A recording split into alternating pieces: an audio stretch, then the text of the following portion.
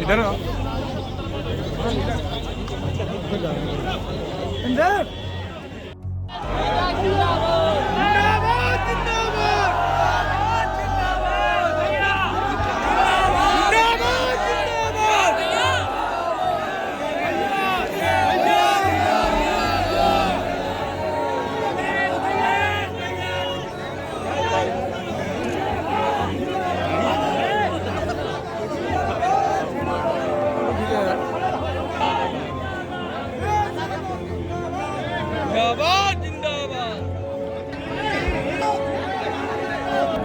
अपने सभी प्रेस के साथियों का धन्यवाद देता हूँ। मनोज पांडे जी कई बार के विधायक, पूर्व मंत्री, इनकी माताजी का स्वर्गवास हुआ था क्योंकि उस समय कार्यक्रम नहीं हो पाया था। हम सब लोग उस कार्यक्रम में शामिल होना चाहते थे। आज 1 वर्ष के बाद इन्होंने कार्यक्रम किया है। माँ का सबसे इम्पोर्टेंट रोल होता है जीवन में। माँ जहाँ हमारी जननी है, जो हमें जन्म देती है, पहचान देती है इस धरती पर, वहीं हर तरह की परेशानी, हर तरह का दुख और जीवन भर त्याग कर कर के आगे बढ़ाने का काम करती है। माँ से बड़ा स्थान हमारे आपके जीवन में किसी का नहीं हो सकता। इसलिए जहाँ इन्होंने माँ के कार्यक्रम में हम सबको बुलाया है, मैं इनका धन्यवाद देता हूँ और ईश्वर से यही प्रार्थना करता हूँ कि उन्हें भगवान उनकी आत्मा को शांति दे और इस परिवार को जो दुख आया है वो सहने की शक्ति बनी रहे और कहीं ना कहीं उनका जहाँ भी हों, वो जिस भी स्थान में हो, वहाँ से आशीर्वाद इस परिवार को मिलता है। रायबरेली कई बार हम लोग आए हैं। पिछले चुनाव के लिए मैं धन्यवाद देता हूँ रायबरेली की जनता को कि जिसने हमें बड़ी संख्या में सीटें जिताने का काम किया। कुछ ही सीटें पीछे रह गए, वरना 100% समाजवादी पार्टी यहाँ पर जीत गई थी। मैं यहाँ की जनता का धन्यवाद देता हूँ। मनोज जी हमारे साथ सदन में हैं, बहुत बड़ी भूमिका है और जिस सदन में सरकार बहुमत की हो, उस सदन में अपनी बात को रखना और जो परंपराएं हैं उनको निभाना, मनोज जी हमारे साथ लगातार जो विधानसभा की कार्रवाई उसमें सहयोग कर रहे हैं। सरकार नहीं बनी, सरकार बनी होती तो समाजवादी पार्टी का जो घोषणा पत्र था वो पूरा का पूरा लागू होता।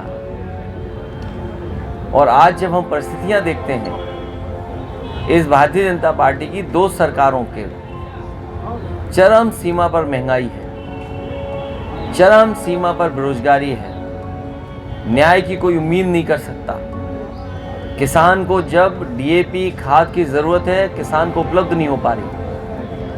हर कीटनाशक दवाई से लेकर के हर चीज़ किसान की महंगी हो गई और पैदावार को जो मूल्य मिल जाना चाहिए था वो नहीं मिल पा रहा है। और यही भारतीय जनता पार्टी जब इन्हें वोट चाहिए था तो जनता को भरोसा दिलाया था कि 2022 तक किसानों की आय दोगुनी हो जाएगी।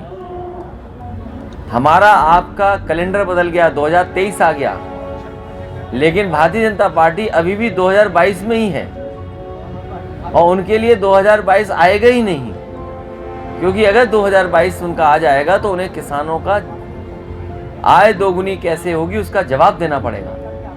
इसलिए भारतीय जनता पार्टी का 2022 अभी तक नहीं आया है और जिस तरीके से अन्याय हो रहा है हम और आप कल्पना नहीं कर सकते। सर, आपका जिस देश में प्रधानमंत्री जी ने ये कहा हो कि अन्ना पशु सड़क पर हैं, अन्ना पशुओं से किसानों का नुकसान है,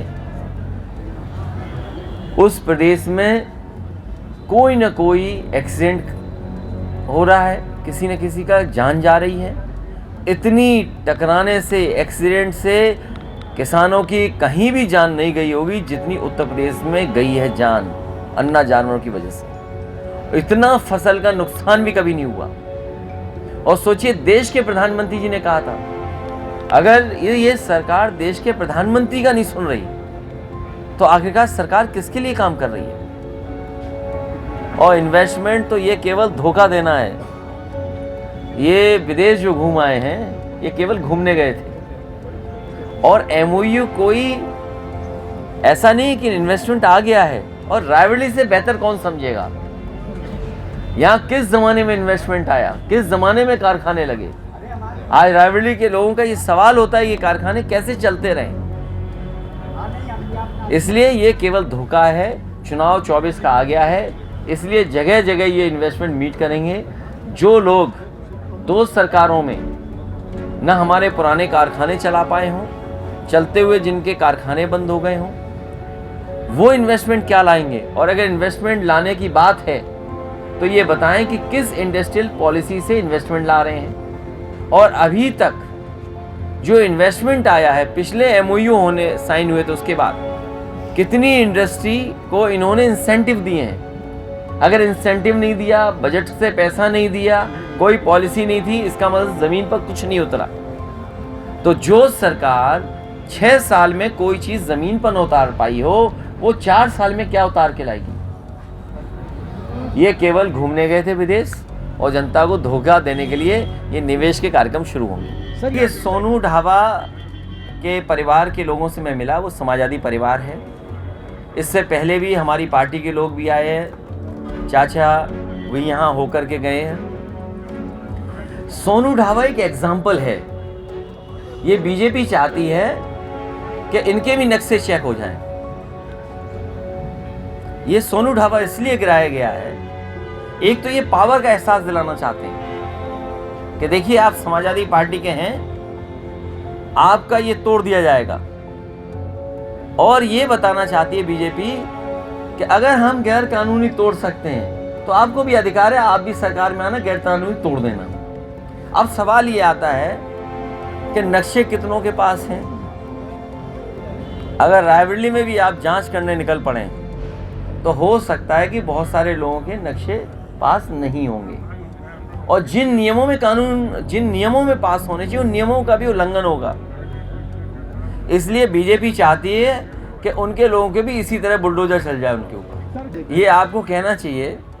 देखिए, बीजेपी बड़ी होशियार पार्टी है, इतनी होशियार पार्टी है जिसकी आप और हम कल्पना नहीं कर सकते। जनता इन्हें चाहती नहीं है, महंगाई का जवाब नहीं देना चाहते, बेरोजगारी का जवाब नहीं देना चाहते हैं, और जब इसके जवाब खत्म हो जाते हैं तो ये महिलाओं से कुछ ना कुछ ट्वीट करवाते हैं। और अगर कोई विरोध हम करें, उसका जवाब दे दें तो पुलिस को आगे कर देते हैं। जिस तरीके से पूरे उत्तर प्रदेश में ब्लॉक प्रमुखी, जिला पंचायत, विधान परिषद चुनाव लूटे गए थे, अगर आप विरोध करने गए होंगे तो आप पे मुकदमे लगवा दिए गए होंगे।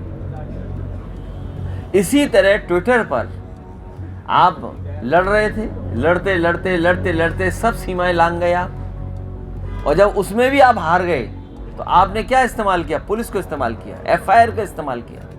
आप पत्रकार साथी हैं, आप सब जानते हो, अगर थोड़ी खबर भी आप सच्ची दिखा दोगे तो हो सकता है एफआईआर का डर आपके अंदर भी पैदा कर दे।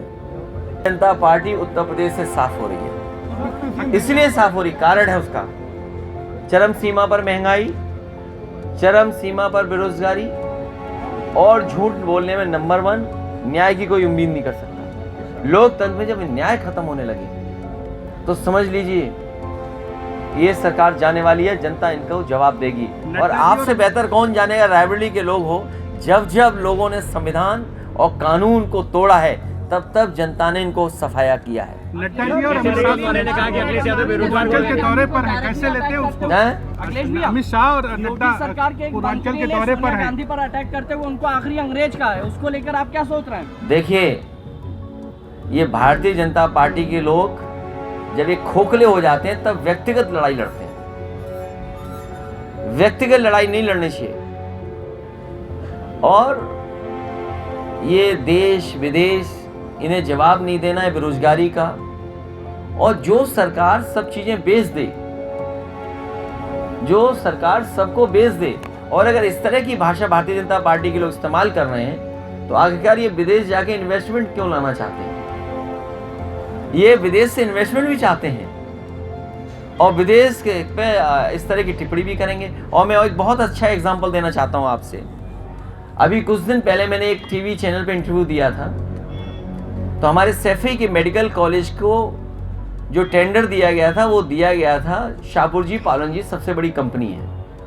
और मुझे याद है वो उत्तर प्रदेश में काम नहीं करना चाहती थी कंपनी। वो कहती थी सरकारी काम करने में हमें दिक्कतें आती हैं, कई बार परेशानी आती है। तो मैंने उनसे खुद निवेदन किया था कि ये उत्तर प्रदेश में आप काम करिए और जिस तरीके से आप दुनिया में अच्छे अच्छे काम करते हैं और बहुत ही स्टैंडर्ड के काम करते हैं, आप यहाँ पर मेडिकल कॉलेज बनाइए। और मुझे खुशी हुई इसके बाद कि सड़क के बाद उन्होंने मेडिकल कॉलेज बनाना शुरू कर दिया था हमारे इटावा सैफई में। अभी सुनने में आया है कि उस कंपनी को भगा करके आपके जिले के ये किसी आदमी को काम दे दिया है। हमें उसमें कोई आपत्ति नहीं है, काम मिल गया हो नहीं मिल गया हो। सवाल ये है कि एक तरफ तो आप इन्वेस्टमेंट लेने के लिए उन कंपनियों के घर जा रहे हो और दूसरी तरफ वही कंपनी जब आपके प्रदेश में काम कर रही है क्योंकि आपकी स्वजाति है इसलिए उसको ठेका दे दिया आपने। हालांकि ये भाषा मुझे नहीं इस्तेमाल करनी चाहिए, लेकिन क्योंकि इन्वेस्टमेंट आना चाहिए इसलिए भाषा में इस्तेमाल कर रहा हूं कि अगर शाहपुरजी पालन जैसी कंपनी को आप भगा दोगे और अपने खासम खास ठेकेदार को ठेका दे दोगे तो क्या उम्मीद करोगे कि आप वो कंपनी आपके उत्तर प्रदेश में इन्वेस्ट करने आएगी? कल को दूसरे की सरकार आ जाएगी तो आपकी कंपनी को भगा दिया जाएगा। 2024 को लेकर रायबरेली के लिए आपकी पार्टी क्या रणनीति? देखिए ये सवाल अभी मत पूछिए, इसका जवाब चुनाव आने पर दिया जाएगा। पूर्वांचल के दौरे पर पुलिस का क्या वास्तव में अत्याचार बढ़ गया? त्रिवेणी एक्सप्रेस पर फिर एक छात्रा के साथ दुराचार। देखिए पुलिस को जो काम करना चाहिए वो काम नहीं कर रहे। आपको याद है मुख्यमंत्री जी कहते थे कि मैं 12 बजे तक सोता हूँ। याद कीजिए, अभी मैं पुलिस हेडक्वार्टर गया था तब मुझे पता लगा कि मुख्यमंत्री जी हम लोगों के लिए नहीं कह रहे थे, वो अपनी पुलिस के लिए कहते थे कि पुलिस 12 बजे तक सोती है। पुलिस को जो काम करना चाहिए वो काम नहीं कर रही, उसके अलावा सब काम कर रही है। इतनी करप्ट पुलिस कभी नहीं हुई जितनी भारतीय जनता पार्टी की सरकार में करप्शन किस लेवल पे पहुंच गया। हम किसी के पहनावे पे चर्चा नहीं करते। अरे जब हम किसी के में जो डिब्रूगढ़ तक चालू हुआ है, देखिए अरे आप भी कंफ्यूज हो गए। अरे भाई देखिए ऐसा है, ये पत्रकार साथी ये एकदम सही सवाल पूछा। मैं जानता हूँ ये सच्चाई जानते हैं इसलिए सवाल पूछ रहे हैं। ये जो पानी का जहाज जो चल रहा है ये पिछले कई वर्षों से चल रहा है, ये नया नहीं है। मुझे तो किसी ने जानकारी दी है 17 साल से ये चल रहा है और केवल कुछ हिस्सा जोड़ दिया है, उसको कह रहे हैं कि हमने शुरू किया है। ये बीजेपी के लोग प्रचार करने में, झूठ बोलने में बहुत आगे हैं। और सुनने में यहाँ तक आया है कि जो पानी का जो जहाज है क्रूज, वो अकेला क्रूज नहीं है, उसमें कुछ और भी है, उसमें बार भी सुनने में आ रहा है। तो बताओ माँ गंगा पर अभी तक तो हम लोग आरती सुनते थे, पूजा पाठ की चीजें सुनते थे। हम लोग कई बार वहाँ पर गए हैं, नाव में बैठे हैं, तो लोग समझाते हैं कि ये चीज़ करनी है, ये चीज़ नहीं करनी है क्योंकि ये धार्मिक स्थान है। तो अब ये क्रूज में बार है कि नहीं बार है ये तो बीजेपी वाले बता सकते हैं, हम तो गए नहीं उसके अंदर। ये एक और जीत जाते हैं, हम लोग हार गए, कोई बात नहीं, अगली बार प्रयास किया जाएगा, जनता को और समझाया। ये सांसद है हरिशंकर राजभर, उन्होंने कहा जूतों से मारेंगे। नहीं वो बीजेपी की अच्छी भाषा है। बीजेपी कई बार ऐसी भाषा इस्तेमाल करती है। अध्यक्ष जी ये कह रहे हैं सरकार क्या चीज? अरे यार रुक जा भाई सर, ये बाराबंकी संजय सिंगला के पास ये है मार्केट कि गिरा दी गई 2024 में है। एक घोषणा कर रहे हैं कि जनवरी में हम श्री राम मंदिर बना देंगे, उसके बाद क्या बात पूछ रहे हो आप? वो सुप्रीम कोर्ट से बन रहा है, मैंने कई बार जवाब दिया आपको, कई बार सुप्रीम कोर्ट बना रहा है। बाराबंकी में संजय सिंगला की 5 करोड़ की शॉपिंग कॉम्प्लेक्स आज गिरा दी गई है, तो ये बताते हुए कि वो अवैध बिल्डिंग थी। देखिए ये बीजेपी वालों ने ये नई तरह की व्यवस्था शुरू की है, वैध अवैध। आप आज भी रायबरेली में निकल जाइए या किसी शहर में निकल जाइए, बहुत सारी बिल्डिंगें इलीगल बनी हुई हैं, नियमों का पालन नहीं किया हुआ है, तो आप सबको गिरा दोगे। ये नई तरह की संस्कृति पैदा की है भारतीय जनता पार्टी ने, इसका बहुत बड़ा नुकसान होगा। देखिए, उनकी बात इसलिए मत करो, उनके बारे में इसलिए मत करो, वो चाहते हैं कुछ बनना। वो नहीं, बेरोजगार कहने अच्छी बात है, हम ही नहीं बेरोजगार हैं। देखिए, हम बेरोजगार नहीं है। एक मिनट, ये बात सही है, ये पूछा है, उन्हें बताना चाहिए कि नौकरी कब देंगे। हम बेरोजगार नहीं है। उत्तर प्रदेश का जितना बेरोजगार है उसको आप गाली दे रहे हो, और सरकार में रह करके आप गाली दे रहे हो। नहीं, चाचा हमारे साथ हैं और संगठन में हमारे साथ हैं। आप उन्हें मुख्यमंत्री बना रहे थे केशव मौर्य जी को, कुछ जवाब आया? उन पे एक विधायक नहीं है, अब क्या बना दे मुख्यमंत्री। वो बताने आ रहे होंगे कि कितनी नौकरियां उन्होंने दी हैं और कितना पूर्वांचल का विकास किया है। ये जितने लोग दौरे पे आ रहे हैं, ये इन्वेस्टमेंट बताएंगे कि पूर्वांचल में क्या क्या कारखाने लग गए हैं पिछले 6 साल में, और कितने लोगों को नौकरी मिल गई है। अखिलेश जी, गोपालगंज की जो घटना हालिया में हुई है, उस पर जो 7 लोग आज हो गए हैं, उस पे हाँ, एक और एक्सपायर हुए। क्या उनको कोई आर्थिक मदद या कुछ? देखिए, मैं उन परिवारों से मिलूंगा भी, और हमारी पार्टी के लोग लगातार उनके संपर्क में हैं। विधायक, जिलाध्यक्ष और संगठन के लोग उस गांव के में रहने वाले भी हैं। जो संभव मदद हो सकती वो हम लोग करेंगे, और अभी मैं उनके गांव में भी जाऊंगा। सरकार से हमारी अपील है कि नियमों के अंदर उनकी मदद की जाए, ज़्यादा से ज़्यादा सहानुभूति विचार करके उनकी मदद पहुंचाई।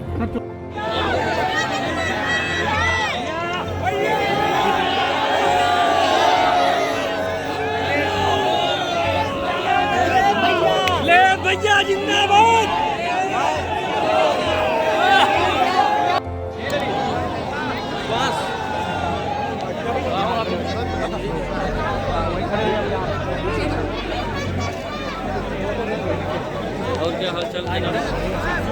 सब्सक्राइब करें आपका अपना चैनल न्यूज़ टाइम नेशन, और हर खबर सबसे पहले पाने के लिए बेल आइकॉन जरूर दबाएं। और हाँ, खबरें पसंद आ जाएं तो लाइक और शेयर करना ना भूलें।